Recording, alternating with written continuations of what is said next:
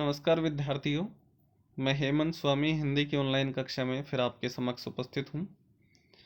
आज हमारा अध्ययन का विषय है कक्षा 10 की हिंदी पाठ्य पुस्तिका क्षितिज द्वितीय के गद्य खंड का अध्याय मानवीय करुणा की दिव्य चमक, जिसके लेखक हैं सर्वेश्वर दयाल सक्सेना। तो इस अध्याय का एक अंश हम पूर्व के वीडियो में अध्ययन कर चुके हैं, जिसका लिंक आपको डिस्क्रिप्शन में मिल जाएगा। अब इसका आगे का अंश अध्ययन करते हैं। तो अभी तक हमने पढ़ा था कि फादर कामिल बुल्के का हिंदी में जो योगदान रहा था वो हम पढ़ चुके थे कि उन्होंने कलकत्ता से बीए किया हिंदी विषय में और इलाहाबाद विश्वविद्यालय से हिंदी विषय में एमए किया, तथा राम कथा उत्पत्ति और विकास उन्होंने एक कृति लिखी और परिमल में उनके अध्याय छपते रहे थे और परिमल में भी वो साहित्यिक चर्चाएं करते रहते थे। और मातरलिंक का जो प्रसिद्ध नाटक था ब्लू बर्ड, उसका हिंदी रूपांतरण नील पंछी के नाम से किया। सेंट जेवियर्स कॉलेज में हिंदी और संस्कृत विभाग के विभागाध्यक्ष रहे, एचओडी रहे, और उन्होंने अंग्रेजी हिंदी शब्दकोश तैयार किया तथा बाइबल का हिंदी रूपांतरण किया, हिंदी अनुवाद किया। तो इस प्रकार से वो 47 वर्ष भारत में व्यतीत करके और कुल 73 वर्ष की उम्र में इस संसार को अलविदा कह गए थे। आगे अध्ययन करते हैं कि फादर बुल्के संकल्प से सन्यासी थे, कि कर्म से वो सन्यासी नहीं थे, संकल्प से सन्यासी थे। कहने से तात्पर्य था कि सन्यासी व्यक्ति सांसारिकता और अपने सभी प्रियजनों को त्याग देता है, किंतु इन्होंने सांसारिक विकारों को तो त्याग दिया था और प्रियजनों के लिए, अपने अभिन्न मित्रों के लिए जो इनके प्रिय थे, उनके लिए ये सदैव प्रेम पूरित बाहें फैलाए रखते थे, अर्थात सदा उनके साथ प्रेम पूरित व्यवहार करते थे, उनकी सहायता करते थे।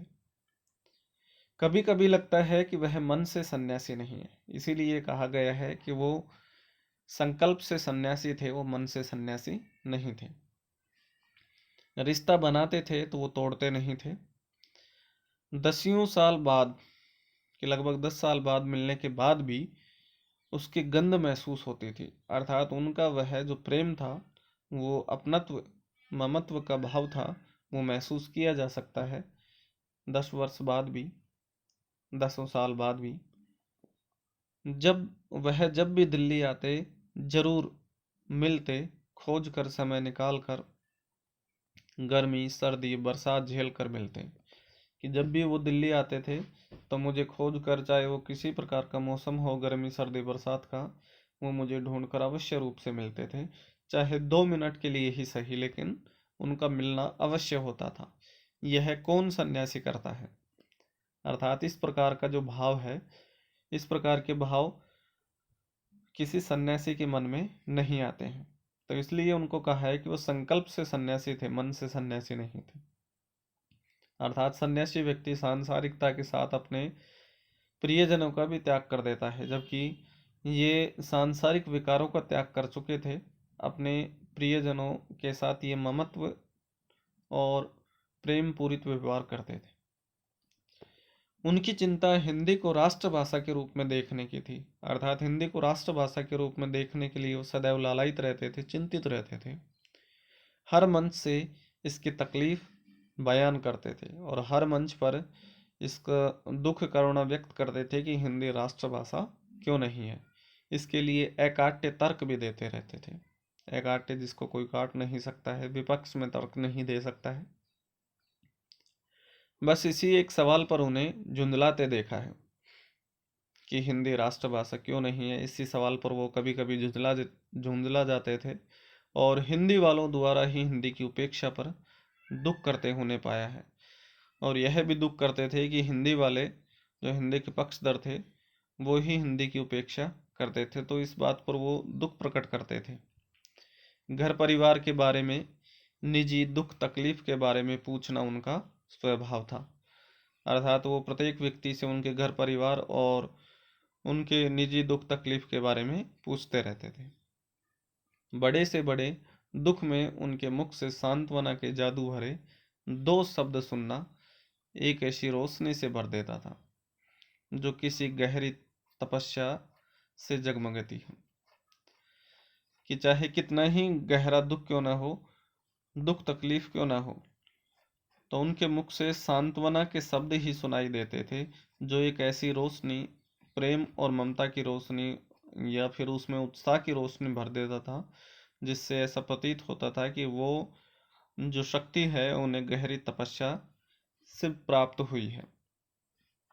हर मौत दिखती है जीवन को नई राह, कि हर मौत जीवन को नई राह दिखाती है। कहने से तात्पर्य है कि जो भी दुख, पीड़ा, तकलीफ है, वो जीवन में एक नई खुशी, रंगीन उत्साह भरने के लिए होती है। तो इसलिए कभी भी किसी भी दुख, तकलीफ, पीड़ा से घबराओ मत, संघर्षरत रहो। मुझे अपनी पत्नी और पुत्र की मृत्यु याद आ रही है और फादर के शब्दों से झरती विरल शांति, कि मुझे, लेखक बता रहे हैं कि मुझे अपने पत्नी और पुत्र की मृत्यु याद आ रही है, जब उन्होंने, फादर कामिल बुल्की ने प्रेम पूर्वक शांति से मुझे वो शब्द कहे थे कि हर मौत दिखती है जीवन को नई राह, कि कोई भी मौत, दुख, पीड़ा या तकलीफ होती है वो जीवन को एक नई प्रेरणा, नई राह दिखाती है। कि आज वह नहीं है, कि आज हमारे बीच, उनकी मृत्यु के पश्चात लिखा गया था कि आज हमारे बीच वो महान शख्सियत फादर कामिल बुल्के नहीं है। दिल्ली में बीमार रहे और पता नहीं चला, कि दिल्ली में वो कब बीमार रहे इसका पता नहीं चला, मुझे ज्ञात नहीं हुआ।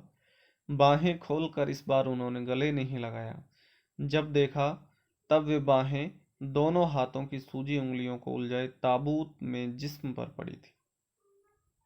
कि जब मैंने उनको अंतिम बार देखा तो उनकी हाथों पर सूजन आ गया था, उस जहरबाद के कारण, जहरीले फोड़े के कारण। तो उस स्थिति को दर्शाया है कि जब मैंने उनको अंतिम बार देखा तो हाथों की सूजी हुई उंगलियों को वो अपने शरीर पर, जिस्म पर उलझाए हुए पड़े थे। अर्थात यह है ताबूत में, ताबूत जो होता है वह एक ऐसा बक्सा होता है जिसमें शव को रखा जाता है। ईसाई परंपरा के अनुसार व्यक्ति के मरने के बाद उस मृत जिस्म को ताबूत में रख के उसको दफना दिया जाता है। तो अंतिम समय में मैंने देखा कि उसकी सूजी उंगलियों को अपने जिस्म के ऊपर उलझाए हुए वो ताबूत में पड़े। कहने से तात्पर्य है कि ये परंपरा होती है ईसाई धर्म में कि ताबूत में लिटाकर और उस उंगलियों को आपस में बांधकर उसको छाती पर रखकर उनको दफना दिया जाता है ताबूत में बंद करके। तो यही दृश्य वो बताए हैं कि मैंने अंतिम समय उनको इस स्थिति में देखा था। जो शांति बरसती थी वह चेहरे पर स्थिर थी, कि जो उनके मुख से शांति टपका करती थी वो अब भी, मृत होने के बाद भी उनके चेहरे पर स्थित थी, कायम थी। तरलता जम गई थी और उनके हृदय में वो शांति की तरलता या स्वभाव की सरलता अभी तक जमी हुई थी। वह 18 अगस्त 1982 की सुबह 10 बजे का समय था। जैसा कि मैं पूर्व के अंश में बता चुका हूँ कि इनका निधन 1982 में हुआ था और लेखक का 83 में। तो वह सुबह 18 अगस्त 1982 की थी जब वो इस संसार को अलविदा कहकर चले गए थे। दिल्ली में कश्मीरी गेट के निकलसन कब्रगाह में उनका ताबूत एक छोटी सी नीली गाड़ी से उतारा गया। तो ये भी पूछा जा सकता है कि उनका ताबूत या उनका शव कहाँ उतारा गया था। तो दिल्ली में कश्मीरी गेट के निकलसन कब्रगाह में नीली गाड़ी से उनका वह ताबूत, शव उतारा गया था। कुछ पादरी, रघुवंश जी का बेटा जो उनके परम मित्र थे, उनके परिजन राजेश्वर सिंह उसे उतार रहे थे। फिर उसे उठाकर एक लंबी सकरा होता है तंग, उदास पेड़ों की घनी छांव वाली सड़क से कब्रगाह के आखिरी छोर तक, आखिरी हिस्से तक उसे ले जाया गया, जहां धरती की गोद में सुलाने के लिए कब्र अवाक मुंह खोले लेटी थी। तो कब्र खोदे हुई थी जो कि उस ताबूत की प्रतीक्षा कर रही थी, अर्थात उस कब्र को खोद दिया गया था जिसमें ताबूत डालना था। तो उसको एक सुंदर शब्दों के माया जाल में बुनकर कहा गया है कि धरती की गोद में सुलाने के लिए कब्र अवाक, अवाक मतलब बिना बोले शांत मुंह खोले लेटी थी। अर्थात उस खोदी हुई कब्र में ताबूत को अब रखने वाले थे। ऊपर करील की घनी छां थी। तो करील एक कंटीला वृक्ष होता है जिस पर ये कैर के फल लगते हैं, अचार वगैरह डालते हैं, जिसमें जो पत्ताहीन होता है, तो वो गहरा होता है आपस में उलझा हुआ। तो उस कब्र के ऊपर करील की घनी छां थी और चारों ओर कब्रें और तेज धूप के वृत्त, चारों ओर कब्रें दिखाई दे रहे थे और तेज धूप के वृत्त दिखाई दे रहे थे वहां पर घेरे। तो ये सभी साहित्यिक लोगों की चर्चा की जा रही है कि जैनेन्द्र कुमार, विजेंद्र स्नातक, अजीत कुमार, डॉक्टर निर्मला जैन और मसीही समुदाय के लोग, पादरीगण। तो वहां पर ये साहित्यिक लोग भी थे, जैनेन्द्र कुमार, विजेंद्र स्नातक, अजीत कुमार, डॉक्टर निर्मला जैन तथा मसीही समुदाय के लोग, पादरीगण। उनके बीच में गैरिक वसन पहने, गैरिक वसन से तात्पर्य है कि गैरवे वर्ण के गैरवे रंग के वस्त्र पहने हुए। तो हिंदू परंपरा के अनुसार जो व्यक्ति संन्यास ले लेता है, साधु हो जाता है, वो गैरवे रंग के वस्त्र धारण करता है।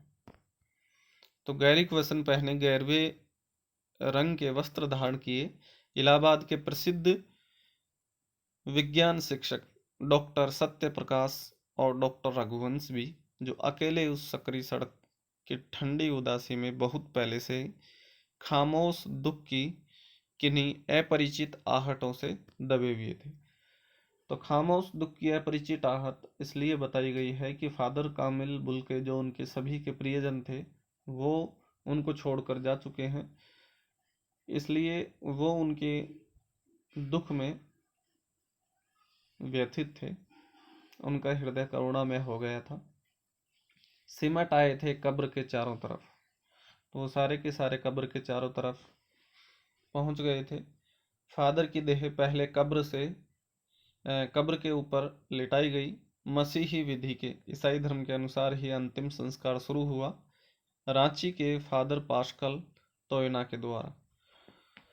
तो मसीही विधि से रांची के फादर पास्कल तोयना ने अंतिम संस्कार करवाया फादर कामिल बुल्के का। उन्होंने हिंदी में मसीही विधि से प्रार्थना की और फिर सेंट जेवियर्स के रेक्टर फादर पास्कल ने उनके जीवन और कर्म पर श्रद्धांजलि अर्पित करते हुए कहा कि फादर बुल्के धरती में जा रहे हैं, अर्थात अब इनको इसमें धरती के हवाले किया जा रहा है, अब इनको कब्र में उतारा जा रहा है। इस धरती से ऐसे रत्न और पैदा हो कि फादर कामिल बुल्के अब हमें छोड़कर जा रहे हैं, इसे हम धरती में सौंप रहे हैं, और हमारी ये हार्दिक इच्छा है, कामना है कि इस प्रकार के रत्न अर्थात महानुभूति, फादर कामिल बुल्के जैसी महानुभूति धरती माता हमें और दें, ऐसे और पैदा होते रहें। डॉक्टर सत्य प्रकाश ने भी अपनी श्रद्धांजलि में उनके अनुकरणीय जीवन को नमन किया। तो उन्होंने डॉक्टर सत्य प्रकाश जी ने भी श्रद्धांजलि देते हुए जो उन्होंने जीवन में श्रेष्ठ कर्म किए थे, उन कर्मों को नमन किया। फिर देह कब्र में उतार दी गई। उनका जो मृत शरीर था वो कब्र में दफन कर दिया गया। मैं नहीं जानता इस सन्यासी ने कभी सोचा था या नहीं कि उसकी मृत्यु पर कोई रोएगा, कि मुझे पहले ज्ञात नहीं था कि ये जो सन्यासी था, विदेशी व्यक्ति था जिसने भारत को अपनी कर्म भूमि बना ली थी, इसके मृत्यु पर कोई रोएगा या नहीं। किंतु उस क्षण रोने वाले की कमी नहीं थी।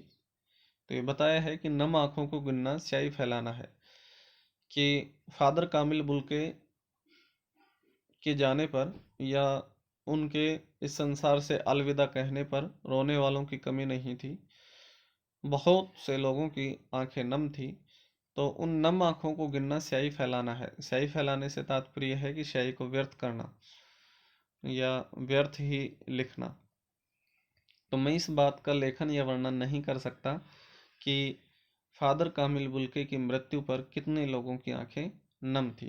तो उन नम आंखों को गिनना स्याही फैलाना है, अर्थात अपनी स्याही को व्यर्थ करना है, अर्थात उसका लिखना व्यर्थ ही है। इस बारे में उचित वर्णन नहीं किया जा सकता है कि फादर कामिल बुल्के की मृत्यु पर कितने लोगों की आंखें नम थी, अर्थात बहुत सारे लोगों की आंखें नम थी। इस तरह हमारे बीच से वह चला गया जो हम में से सबसे अधिक छायादार, फल फूल गंध से भरा और सबसे अलग, सबका होकर सबकी सबसे ऊंचाई पर मानवीय करुणा की दिव्य चमक में लहराता खड़ा था। तो उस छायादार वृक्ष की भांति बताया है फादर कामिल बुल्के को, उस छायादार वृक्ष की भांति बताया है जो गंध से भरा हुआ रहता है और सभी को समान रूप से अपनी शीतलता और हवा प्रदान करता है। उसी प्रकार से फादर कामिल बुल्के भी छायादार वृक्ष की भांति एक विशाल व्यक्ति थे जो मानवता के सूत्र में सभी को प्रेम और ममत्व प्रदान करते रहते थे, और वो उस ऊंचाई पर थे कि इंसानियत की उस ऊंचाई पर थे जहां मानवीय करुणा की दिव्य चमक दिखाई देती है, अर्थात उनमें जो मानवीय करुणा कूट कूट के भरी हुई थी, जिसकी स्मृति हम सबके मन में जो उसके निकट थे किसी यज्ञ की पवित्र आग की आंच की तरह है, उसे आजीवन बनी रहेगी। जिस प्रकार से यज्ञ की आंच जो होती है वो बाहर की जारी जितनी भी वासना में स्थिति होती है उसको वो खत्म कर देती है, उसी प्रकार से फादर कामिल बुल्के को भी बताया गया है कि फादर कामिल बुल्के के मन में इस प्रकार की कोई वासना या कह सकते हैं कि सांसारिकता उनके मन में नहीं थी, जो वो यज्ञ की पवित्र आंच के समान ही वो पवित्र थे। तो लेखक द्वारा बुल्के की स्मृति को यज्ञ की पवित्र आंच के समान कहा गया है, क्योंकि वो संकल्पी सन्यासी थे और वो कभी भी काम क्रोध आदि वासनाओं के लिए अपना जीवन नहीं जिए थे। वो अपना जीवन केवल मानव प्रेम और करुणा के लिए ही जिए थे। उनका जो जीवन है वो दूसरों के लिए तपस्यापूर्ण था। इसलिए कहा था कि यज्ञ की पवित्र आग की आंच की तरह ही वो आजीवन बने रहे थे। उनकी याद, मैं उस पवित्र ज्योति की याद में श्रद्धानत हूँ कि मैं उनकी इस पवित्र ज्योति में जो उनकी तपस्यापूर्ण जीवन शैली थी, उस तपस्यापूर्ण जीवन शैली में मैं सदा ही श्रद्धा से उनको नमन करता हूँ, भक्ति और आस्था से उनको नमन करता हूँ। तो इस प्रकार से फादर कामिल बुल्के का यह अध्याय पूर्ण होता है। अब इसके अगले वीडियो में हम इसके सभी प्रश्नोत्तर हल करते हैं। धन्यवाद।